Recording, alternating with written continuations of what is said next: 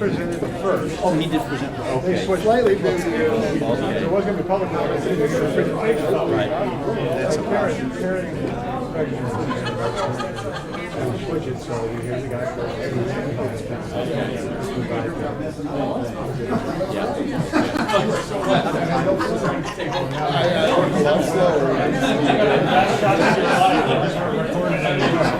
I come to town. I don't want to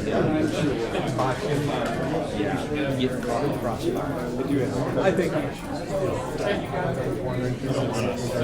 Yeah. Right. Right. Yeah. and you know, like Charlie, we got the Right. Yeah. public Yeah. event, but said we're always looking to Right. anyway. Okay. We don't need sworn into the council. We don't need that in our lives. So, How are you? I saw him. I went and saw the girls. I said, "This is me." Girls. I said, "What are you doing?" that's who, yeah. Yeah. And she came out to one of the. It's either that or I grew up cursed. So they seem. Chris just wanted to split up.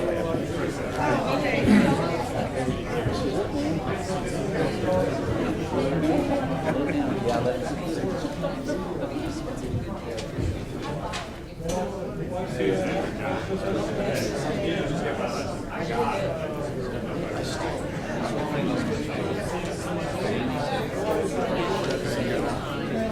Good evening, everyone.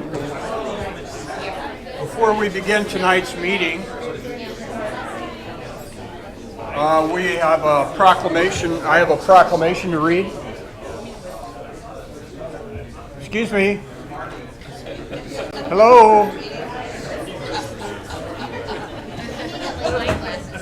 Yep.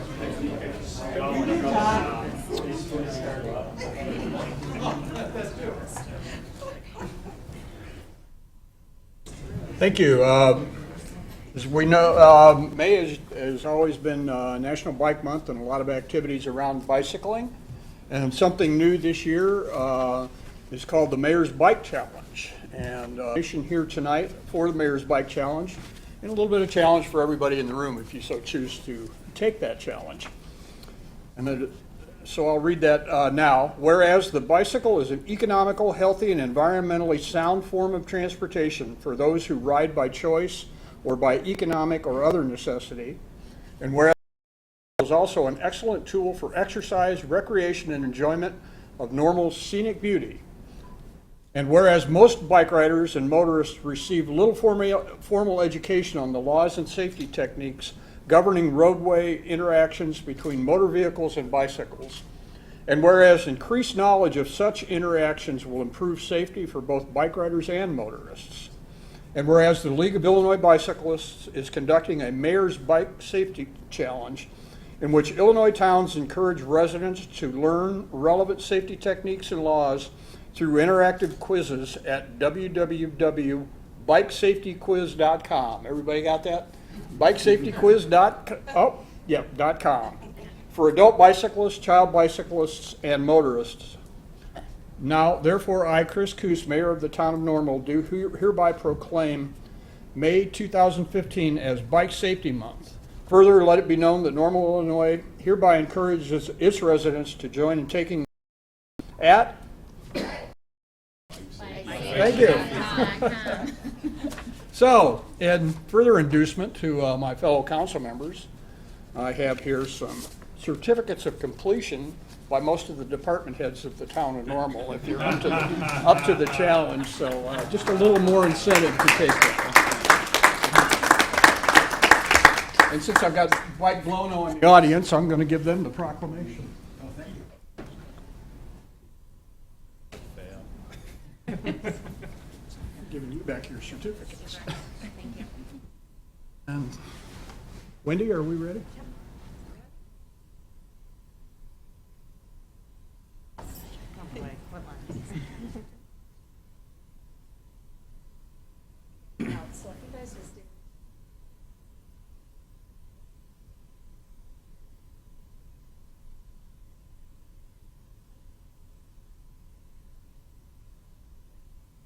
Right hands. I, Jeff Fritzer, Having been elected to the office of trustee having been elected to the office of trustee in the town of Normal, in the town of Normal, County of McLean, county of McLean, do solemnly swear do solemnly swear that I will support the Constitution of the United States I will support the Constitution of the United States and the Constitution of the State of Illinois, and the Constitution of the state of Illinois, and I will faithfully discharge the duties and I will faithfully discharge the of duties the office of trustee of the office of trustee according to the best of my ability. according to the best of my ability.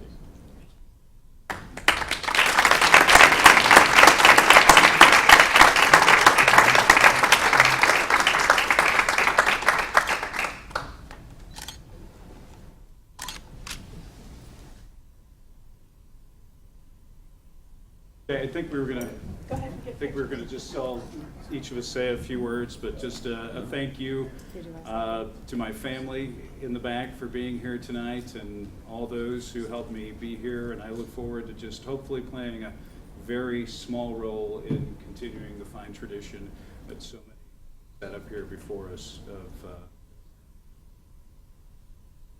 And I would echo what R.C. has just said. I feel very privileged and grateful to be here tonight and to begin my term here on the town council. And I look forward to learning and listening from colleagues here on the council and the mayor. Promise to give it my very, very best. RC is going to be sitting next to our deputy city manager, Pam Reese, and in 1983, I sat next to our assistant city manager at the time, Tom DiGiulio, at my first council meeting, and I shared some email with former Mayor Harmon, who was the council person sitting to my right, and Tom, actually, after the election, and I said, no, it does not seem like just yesterday that I first sat at the council table. And, but nevertheless, I am excited about another 4-year term, and I'm really pleased to have a couple of fresh faces here, and as we look at the whole council makeup, it has gotten a lot younger, and I am really the gray hair on the council that remains. So anyway, Hairdresser knows. yeah, only our hairdresser knows. But I feel, yeah, I think it's just a great statement for the town of Normal that a couple of new people who have been engaged in civic affairs would feel that it's an honor and a duty and a responsibility to continue to support the town and its endeavors to step out and run for an election. It's not an easy thing to do. There's a few people in the crowd who have run for an election before, and it's not an easy thing to do to put yourself out there. And it's I was just pleased to see some really qualified people do that, and had a great campaign, great election. It's always fun to do that. Thanks.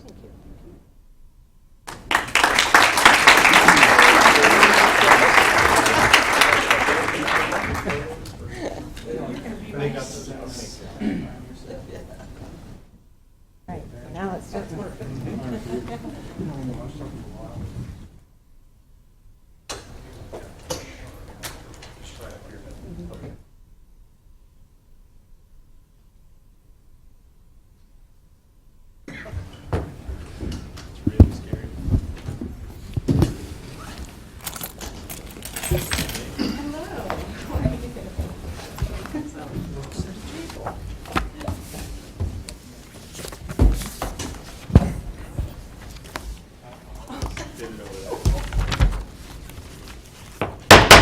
Call to order a regular meeting for the Normal Town Council for May 4th, 2015. Please call the roll.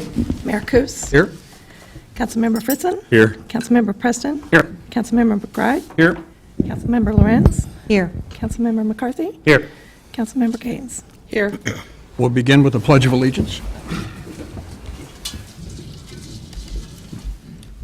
I pledge allegiance to the flag of the United States of America and to the republic for which it stands, one nation, under God, indivisible, with liberty and justice for all.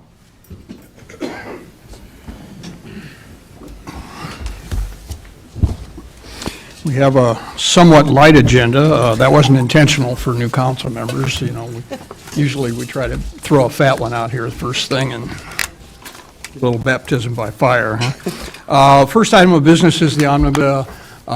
These are routine items that will be taken with one vote unless a council member would like to pull an item for discussion.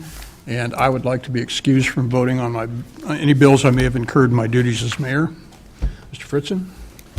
I'd like item I, and I'd also like to be excused from voting on the Bloomington offset bills. Motion for approval? Move approval. Second. Thank you.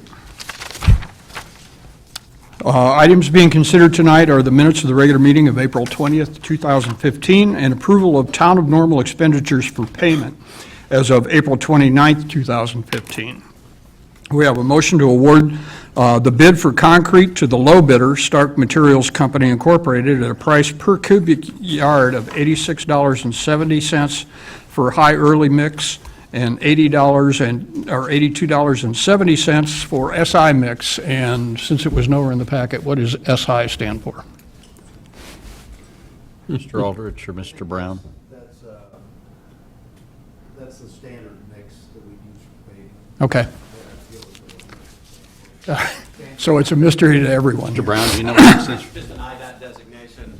The standard SI mix is your everyday concrete mix you use for sidewalks, paving, your general use concrete. Great, thank you.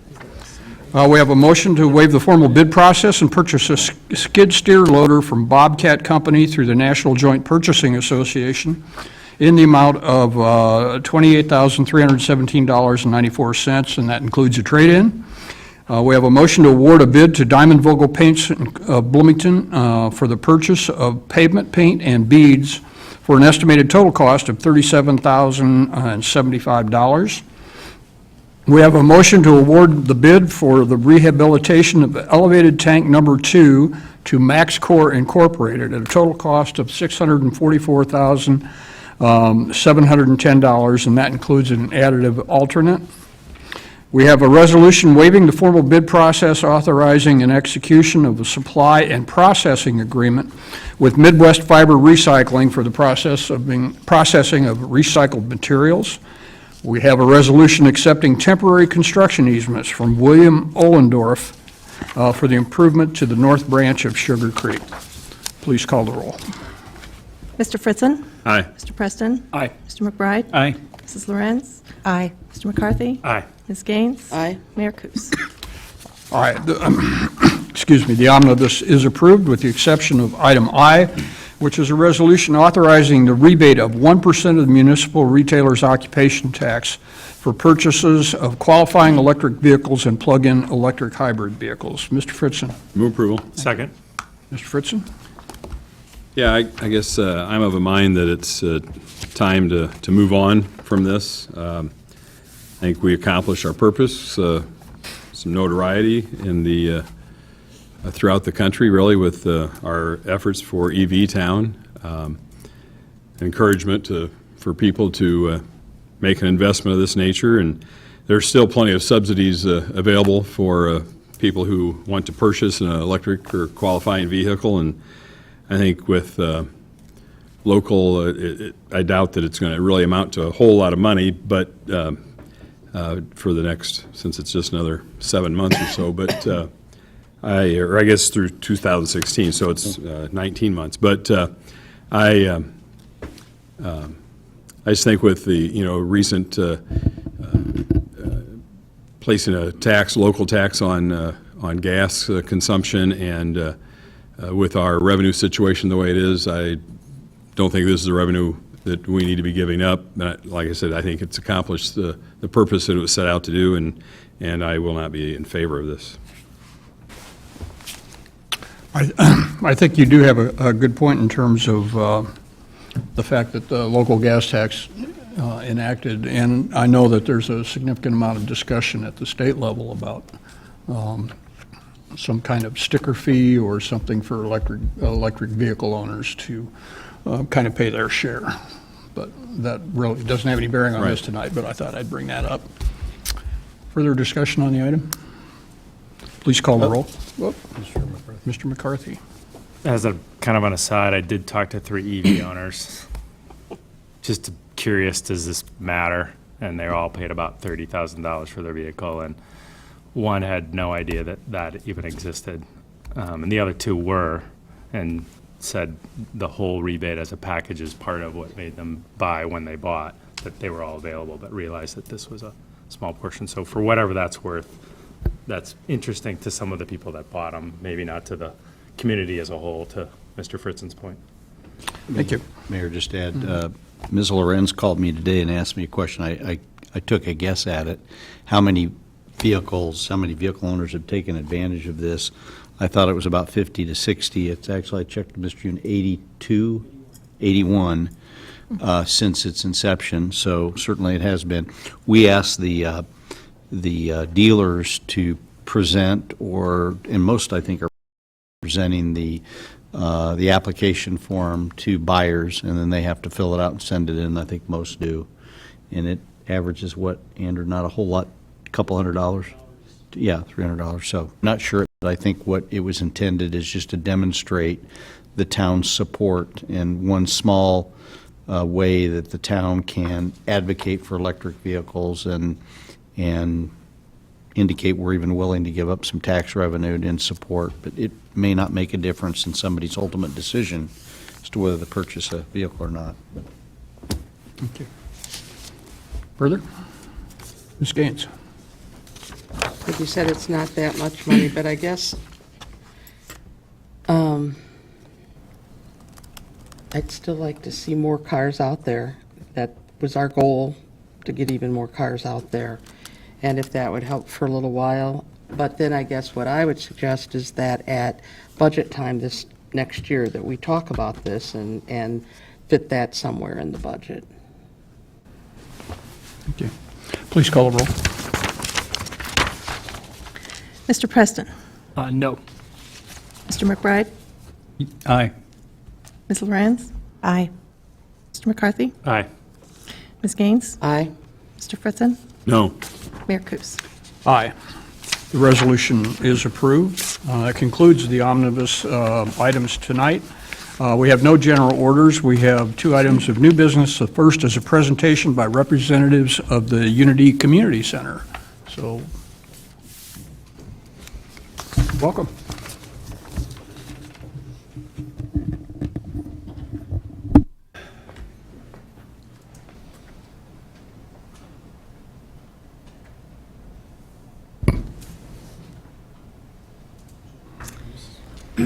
Sure, name and address. Please. Been done this before. Bobby Lewis Sibley, 3115 Wild Horse Street, Normal. Reed Young, 608 East Market, Bloomington. Robin Etnier, 814 North Prairie, Apartment 2, Bloomington.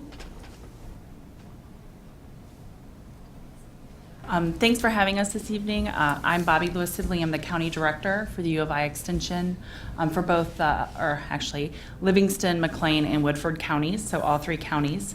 And some of you, I'm glad we're here tonight for the new members who don't know about Unity Community Center and our connection with the town of Normal. But the town of Normal and State Farm and the U of I are partners at the Unity Community Center. So we just wanted to give a little update on that this evening and also maybe educate the new council members on what Unity really is about. So I'll hand it over to Reed. All right.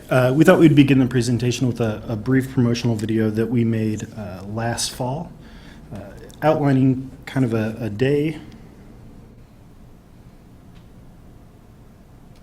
Outlining a day kind of in the life of Unity. It looks like Technology's not going to work. technology is going to fail us. So Hey, bottom left. Perfect. There you go. Nope, one over. sorry. Bottom left. There you go. There. Yep. Try that. Yeah, that's too advanced.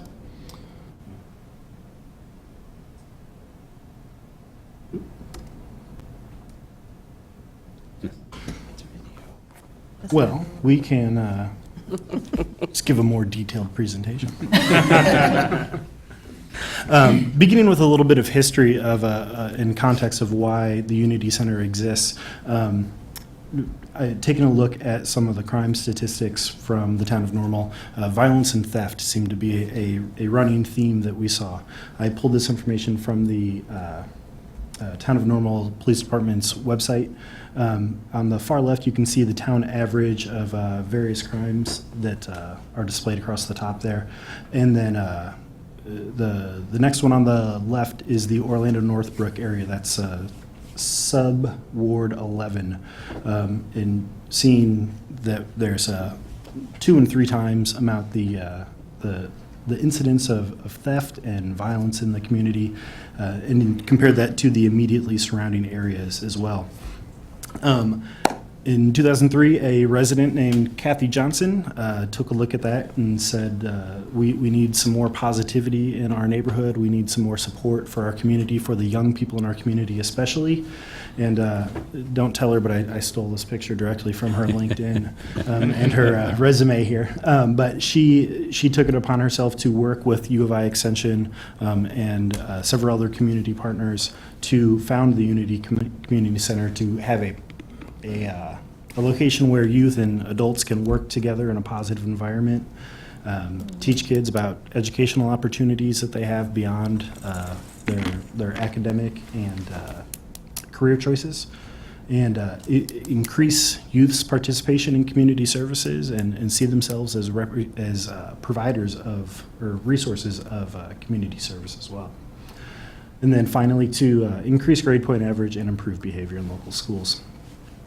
Can I Yeah, just jump absolutely. in? The critical point that started the Unity Community Center about 11 years ago was a shooting that happened at the former grocery store that is now the ISU Alumni Center. And so due to that and the high juvenile crime in the Orlando area, that's why Ms. Johnson, who actually at the time was an employee of the U of I Extension office, a lot of the community members came to her and asked what can we do about this, especially in light of the murder that had just taken place. And so because of that, that is why we started the Unity Community Center, to stabilize that neighborhood and the community around there and give youth a safe place to go after school. And it's just not a safe place, but we also provide lots of other services, which we'll get into. But Yeah. This briefly, but a popular question would be who would pay for this kind of resource for the community. University of Illinois Extension is the primary funding source, and then there's a private and public mixture as well, working with State Farm Insurance's philanthropy department, and then a housing and urban development grant that is administered by the Town of Normal. Taking a look at data for this school year, that we are serving, we always aim to serve 45 to 50 youth. That's 4 times a week after school. We see the same group of kids every day. So it's a very high intensity, high impact opportunity for the youth that we serve. The average income of our families is about $25,000, and the average household is 5 in that household. HUD designation indicating that 73% of those would be considered extremely low income and 27% very low income. In addition to the school year program, which we do 4 days a week, we also do about 6 weeks of summer programming. That's partially in partnership with the Children's Discovery Museum. We provide 4 weeks of programming, and they provide 2 weeks of their summer camps on site at our center at a reduced cost for families in the neighborhood.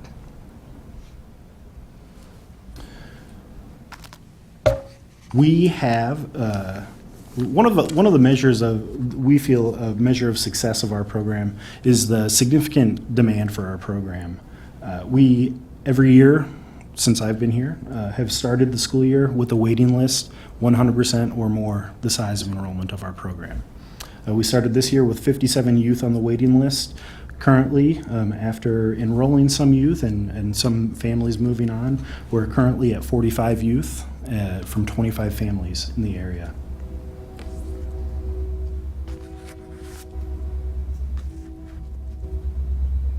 When we look at successes of our program, as I mentioned, one of the measures that we have is just the demand for our program.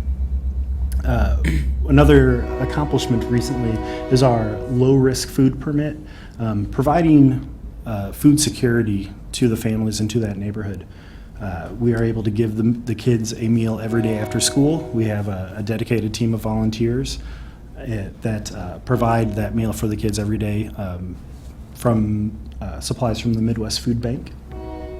Additionally, we partner with Unit 5 to provide summer meals during the summertime. Over the past 2 summers, we provided over 1,300 meals to kids under the age of 18, free meals, free lunches during the summer. Were you gonna? Yeah, I was just going to say, the reason why we went after the low-risk food permit was because actually all the students at Unity Community Center receive a free reduced breakfast and lunch through Unit 5. And one of the things that we realized being at Unity is the kids come directly after school. So they are bused there in partnership with Unit 5. So Unit 5, no matter where within the Unit 5 school district, they bus students to Unity Community Center. And so they're there from after school until we close at 7 p.m. each night. That's a long day for some kids, especially if they're in kindergarten. So one of the things that we did was we pursued this food permit so that we could be assured that our Unity youth are receiving 3 square meals a day. And so that was just one of the reasons why we did that for Unity youth. And back to the summer meal program, that isn't just for the kids at Unity. Actually, it's for the entire neighborhood in Orlando. So we actually canvass the neighborhood and let the community know that food program is available to everyone in that area. So it's not just the kids who are in the summer youth program, but it's the neighborhood around Unity as well. So again, it's just, where we are not just providing a service to the youth, but to the neighborhood and community around there as well. Last summer, Robin and myself and another staff person had a significantly successful produce giveaway, I guess, for lack of a better term. We have gardening has been a critical element of our program almost since the beginning in 2003. This last summer, we had an abundance of produce. Gosh, I'm just thinking of the cucumbers and tomatoes alone. But we were able to fill a room full of tables full of produce. And we put a sign out in the front yard saying, free fresh produce. Our summer programs were over for the year, and we had an abundance of extra produce. And it was gone by 3 p.m., I believe. And recognizing that the community lacked access to fresh, healthy produce in that immediate area, recognizing that there was a high demand for it, we actually, almost at that time, began planning for this summer. We have expanded from a small children's garden where we produced a few vegetables relative to what we're now planning for the future, where we have tilled up a large portion of land, about half an acre, a third of an acre, and that we are dedicating to a production garden where we are going to be using it to educate not only our youth but families and hopefully the neighborhood. Bobby was kind enough to commit a part-time staff person to this program over the summer, working with not only Unity but also the horticulture, the small farms and local foods team, the nutrition team from University of Illinois Extension in ensuring the success of that program. Other successes include a reduced rate of turnover in the youth and families that we serve, indicating there is some growing stability in the neighborhood, which we are very happy to see and to be a part of. And then finally, actually not finally, I'm going to talk briefly, I didn't get it on here in time. We also look at individual impacts. Just last year or 2 years ago, we had the first individual to go through Unity. She went for 10 years, was it? 10 years. Yeah, so she graduated in 2013, and she had started the program in 2003 in about second or third grade. She's now at Northern Illinois University. She's a sophomore. She is a resident advisor. She was just in the past week admitted to the National Residence Hall Honorary, which is the top 1% of Residence Hall leaders. It's a national recognition. We're extremely proud of her for that. Her major is community leadership and civic engagement. So if we can talk about how that individual success, that individual accomplishment is going to turn back into community success and community achievements, we're very much looking forward to see what she does with it. She often brags that she's looking over to take over our jobs. She did email me and told me she was going to have Reed's job. I've been encouraging her. And then finally, in terms of programs and individuals and youth, engagement in our 4-H program, which is a critical youth development program from University of Illinois Extension. We have had an increase in our youth's participation in the McLean County Fair, which may sound simple, but it involves quite a bit of work on the youth's behalf throughout the school year, working on projects, working on presentations, practicing their presentations with their group. 2 years ago, we were fortunate to have one of our youth go on to the Illinois State Fair, which was a very exciting event for us and for him and his family. But perhaps more importantly is the kids' increased involvement in an organization that promotes such strong community service and community involvement. I just threw some statistics up here from a Tufts University study indicating that youth who are engaged specifically in 4-H program, this was a study comparing lots of other youth development organizations, 4 times more likely to make contributions to their community, be civically active, be healthier, be engaged in the STEM, the science, technology, engineering, and mathematics, having those areas of interest. And what I think is really great about these statistics is that they point out the grades. These are middle school and high school grades, which those with educational backgrounds know that that's kind of the point where youth kind of start to split off into different roads. So this is the age where we want to be reaching the kids and we want them to be demonstrating success. And our numbers at Unity have been steadily increasing in that area for those age groups.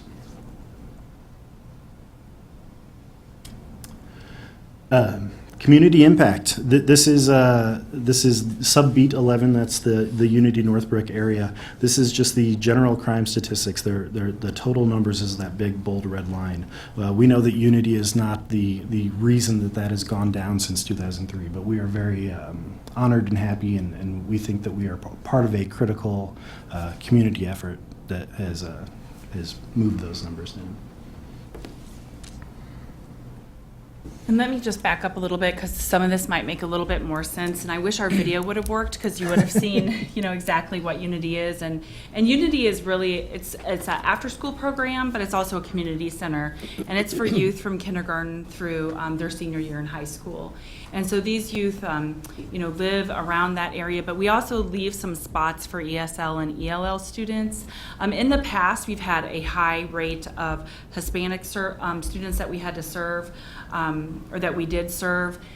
The thing that has changed, the culture has changed in Bloomington Normal, and what we're finding is a really large number of Congolese population. And so now we have a lot of students who speak French. So we have Spanish and French-speaking students at the Unity Community Center. And because of the services the U of I Extension provides, it is that ELL site for Unit 5. So all our materials are in Spanish and French, and we provide interpreters. And actually one of our staff people does speak French. So again, a very nice, helpful thing that we can provide for Unit 5 in the town. When the kids come, they come in, they get right to homework. Those who need tutoring get tutoring. We have a wonderful relationship with Illinois State University, who their education students come to Unity, and sometimes we have so many that we have to send away because it's almost a one-on-one basis where these youth are getting one-on-one individual help from an ISU student. Then after they're done with homework and tutoring, they get their meal. And then they move into programs. And we provide programs for them that they would not necessarily normally afford in their home. And Reed talked about the 4-H experience. We've also had ballet. sign language. Believe it or not, we do foreign language, even though we have so much foreign language at Unity. Spanish is now the foreign Yeah, language. now Spanish is the foreign Didn't used language to be. that we're teaching. We also have a Master Gardener program, a Junior Master Gardener program, where the kids learn all about growing your own food and healthy eating. So, and then there's programs all throughout the evening. And then the kids, they also have some responsibility to keep Unity Community Center clean and kept up. So they have chores. So they get to, collect trash and sweep and, all those lovely things that puts the chairs back on the table. The wonderful thing, like what Reed was getting to about Unity, is that we do have a long-term commitment to the from the families. A lot of our families, and I'm thinking of one right now, the mother has three students that go to Unity. She works 2 jobs and is going to school. So if it weren't for Unity, she would not be able to do that. So again, it's just one of those niches that we feel like that we're filling, and that we are having a huge impact, not just with those youth, but also in the neighborhood and the community. We like to think that it was us and not the normal police substation at Unity in Orlando, but maybe it was a little of both. I think we're there a lot every day, 5 days a week. But some of the impacts that we've had is that our youth are getting tutoring, they're getting language assistance. We also do parent teaching once a month. So we also have that connection with the parents of these students. And we also help them link them to services in the community. So we do have those people that come into Unity going, I'm out of Pampers, where do I go? Or we don't have enough food to make the week, what do we do? That's another thing that Unity provides, is we work with Midwest Food Bank, and we provide a box of food for the families. Because of that need that we've been seeing, and that need has only been increasing, the need for food, is that we did decide to till up a large part of our ground and make a big garden this year.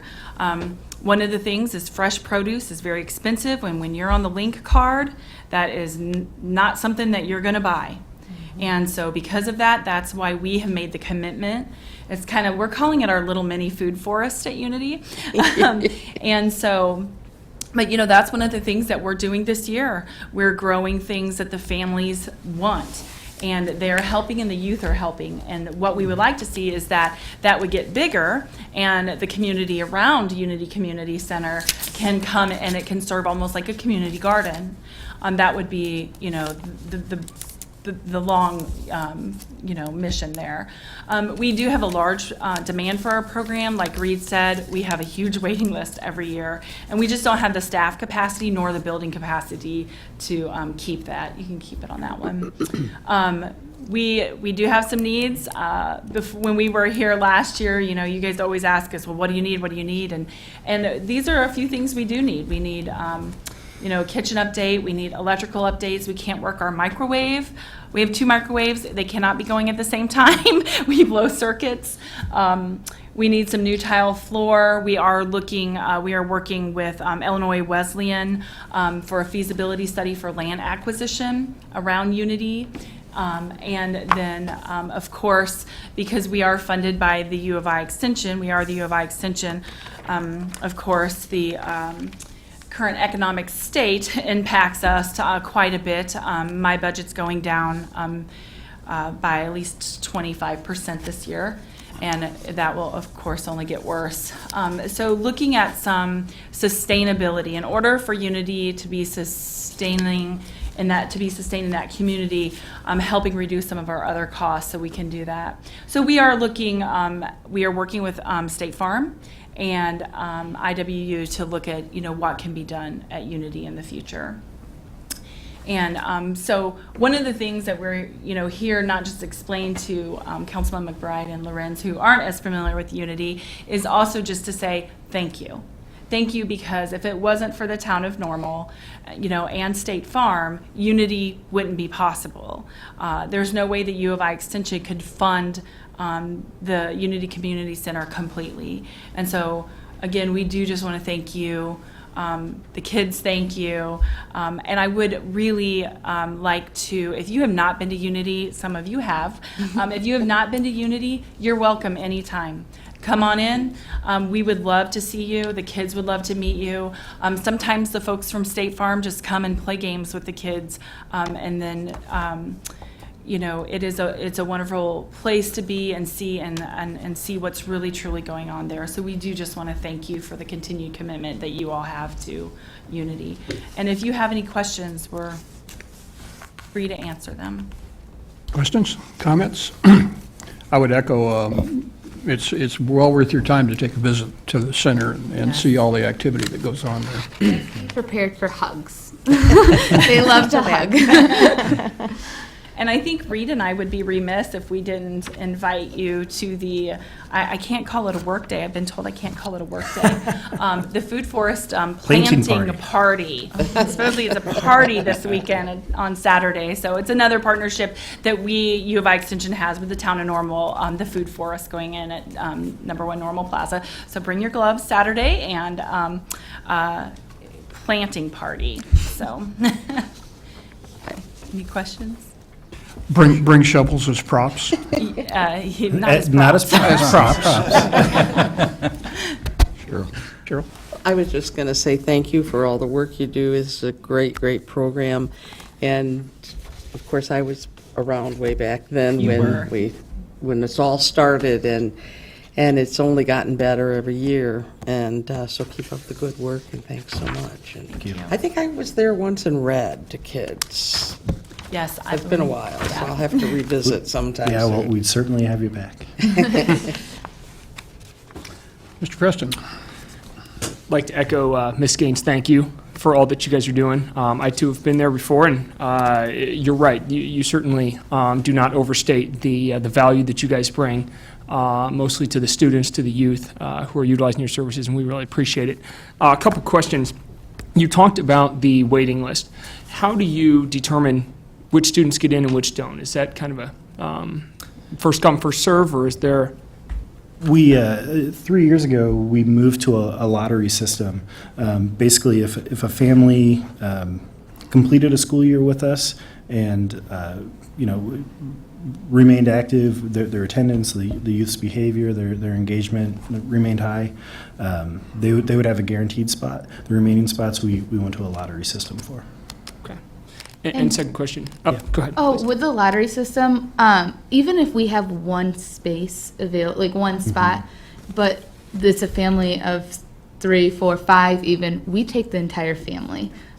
We don't split up families like that. We take them all. So that's why it's 45 to For that 50. range, So that earlier this year, flexibility. we were at 48, and it's a tight squeeze, but we make it work. Great. Your reform won't make a difference. What percentage of your student population comes from the close vicinity there in the Orlando area? It's a great question. I don't have that exact number. I could look into that for you and get that to you. I would say the growing number, if we move back to the map here, the growing number really has been in the just north of Rab Road in the Rockingham. Yeah. Rockingham, That's right. Lincoln Square Square. apartments. Yep. That's been a very large growing number my whole time there. Thanks. Just questions? Just to put funding in perspective, particularly for new folks, the town receives an annual grant from the Department of Housing and Urban Development, HUD, called the Community Development Block Grant. And because of our population, we're eligible for an annual grant. And it's a population-based grant. So ours is roughly $400,000 a year. 15% of that grant can be used to support human service organizations such as Unity. And over the years, the council has, supported directly and indirectly a variety of programs. In recent years, I think the last several, we've focused our support on 2 programs, Unity and PATH. And so we can carve out roughly $60,000 of that $400,000 to use as a direct subsidy to programs. Unity gets 35, and Path gets 25. We certainly wish we could do more. I can tell you on the staff level, we know there are needs, but we're glad that we can do that, and we feel it's money very well spent. So that just puts in perspective. We also do a lot of other things through Parks and Rec, Children's Museum, pools, facilities, has provided some in-kind services there as well to help out. So we do some in-kind things as well. Great. Thank you. Thank you. Item 7 is a motion to approve 2 appointments to the Normal Planning Commission. Move approval. Thank you. Second. As this is an item of personnel, there will be no discussion unless a council member would like to take this to executive session. And seeing no such request, please call the roll. Mr. McBride? Aye. Ms. Lorenz? Aye. Mr. McCarthy? Aye. Ms. Gaines? Aye. Mr. Fritzen? Aye. Mr. Preston? Aye. Mayor Kus? Aye.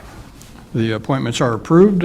Ms. Gaines, if you would like to read those. All righty. Since we have Kathleen Lorenz and R.C. McBride sitting with us now, the Planning Commission had a couple of holes there, so we are filling them with Arlene Hosea, who is retired back in December as the Director of Dining Services for ISU.